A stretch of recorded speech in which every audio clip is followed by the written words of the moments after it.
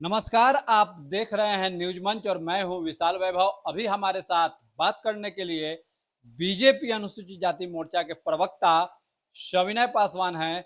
हम इनसे बात करते हैं कि चूंकि जिस तरह से सुप्रीम कोर्ट के द्वारा जो आरक्षण के मुद्दे को लेकर जो फैसला आया है, क्या कुछ जो है इसके बारे में कहना है? सर, स्वागत है न्यूज मंच चैनल पे।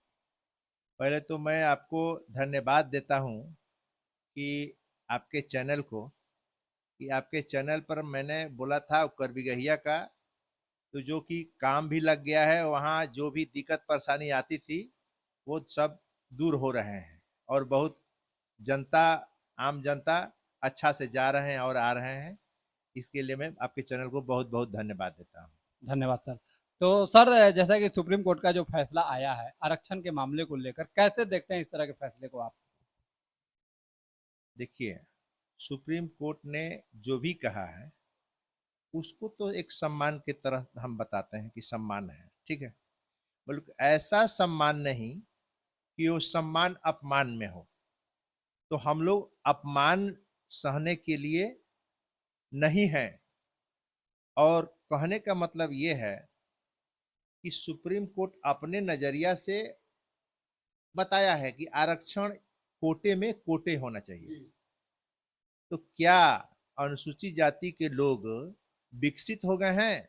इस विकसित भारत में अनुसूचित जाति के लोग अगर विकसित हो गए हैं तो भारत सरकार उस जाति के लोगों को जितनी जितनी राशियां विभिन्न राज्यों में दे रही हैं वो बंद कर दें। जब उसका आकलन ही नहीं हुआ तो फिर कोटे में कोटे कैसे होगा? यही तो नीतीश कुमार ने सवाल उठाए थे कि जनगणना करा लीजिए, जाति जनगणना। तो कुछ हमारे माननीय लोगों ने कहा था कि नहीं नहीं, इस तरह से नहीं होगा, उस तरह से होगा।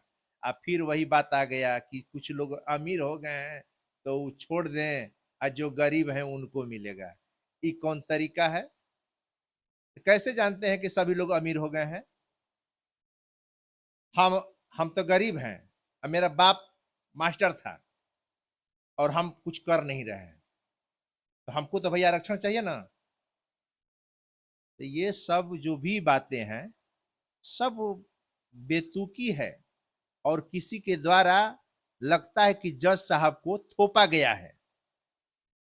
कहने का मतलब कि न्यायपालिका कानून नहीं बनाती है, भारत में कार्यपालिका कानून बनाती है, जहां से सदन से कानून पारित होता है और तब पूरे देश पर अमल में लाया जाता है।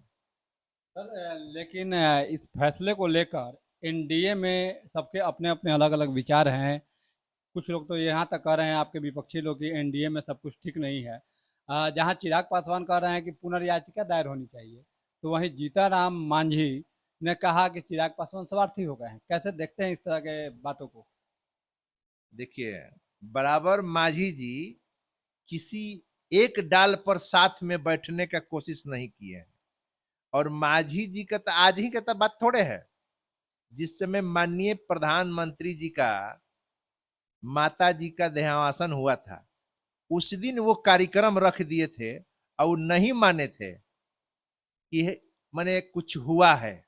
वो चाहते तो उसको कैंसिल कर सकते थे, जबकि ऐसे ऐसे मौका पर बहुत से कार्यक्रम रद्द हो जाते हैं, रोक दिए जाते हैं। वो तो विषय से विषयांतर चलबे करते हैं माझी जी। आप इस लेग में चल रहे हैं, वो अलग लेग में चलना चाहते हैं। वो किसी को बात तरहीज नहीं देते हैं, वो एक अपनी अपनी पहचान बनाना चाहते हैं, थियोलॉजी पर बतियाते हैं। लेकिन सर, क्या माना जाए, जिस तरह से क्रीमी लेयर को लागू करने की बात कही जा रही है कि राज्य सरकार अवलोकन करे, क्रीमी लेयर लागू करे, जो सुप्रीम कोर्ट का डिसीजन है, तो क्या लगता है जो निचले तबके के लोग हैं, जिन्हें उन्हें आर्थिक लाभ, शैक्षणिक लाभ नहीं मिलना चाहिए? नीचे तबके के सभी लोगों को मिलना चाहिए आर्थिक लाभ, शैक्षणिक लाभ। हम तो मांग करेंगे कि शिक्षा को फ्री कर दे सरकार, सभी लोग ग्रहण करें शिक्षा। इसलिए कि मूल चीज तो शिक्षा ही है। सभी लोग अगर पढ़ लिख लेंगे और ज्ञान प्राप्त हो जाएगा, तो देखिए सभी लोग अमीर हो सकते हैं। ये तो बाधा है कि इतना फीस दीजिए, यहाँ इतना फीस दीजिए, यहाँ इतना फीस दीजिए। क्या जरूरत है पढ़ने के लिए फीस? ज्ञान भाई सबके पास है, थोड़ा थोड़ा खोलना है, तो उसके लिए फीस तो सबको माफ कर देना चाहिए सरकार को। सर धन्यवाद आप हमसे बात करने के लिए। चलिए, आपको बहुत बहुत धन्यवाद। मैं डॉक्टर सविनय कुमार पासवान, मैं इस चैनल को अभी से फिर से बहुत बहुत आभार व्यक्त करते हैं। तो देखिए ये थे हमारे साथ बात करते हुए बीजेपी अनुसूचित जाति मोर्चा के प्रवक्ता डॉक्टर सविनय पासवान, जिन्होंने न्यूज मन चैनल को धन्यवाद भी दिया कि इन्होंने बाइट दिया था कर बिगहिया को लेकर, और वहाँ जो है अब लोगों के लिए चलना जो है राह जो है चलने की राह जो है वो आसान हो गई है। और साथ ही आरक्षण के मुद्दे को लेकर कहा कि विकसित भारत की कल्पना जो है कहीं ना कहीं जो है ये फैसला बाधा बन सकती है। और साथ ही जो है उन्होंने कहा कि शिक्षा फ्री, बड़ी मांग इन्होंने की है कि शिक्षा फ्री कर देनी चाहिए, ताकि जो है बच्चों का, अनुसूचित जाति जनजाति के लोगों का जो है समुचित विकास हो सके। बने रहिए न्यूज मंच के साथ। न्यूज मंच के लिए राहुल कुमार के साथ विशाल वैभव, पटना।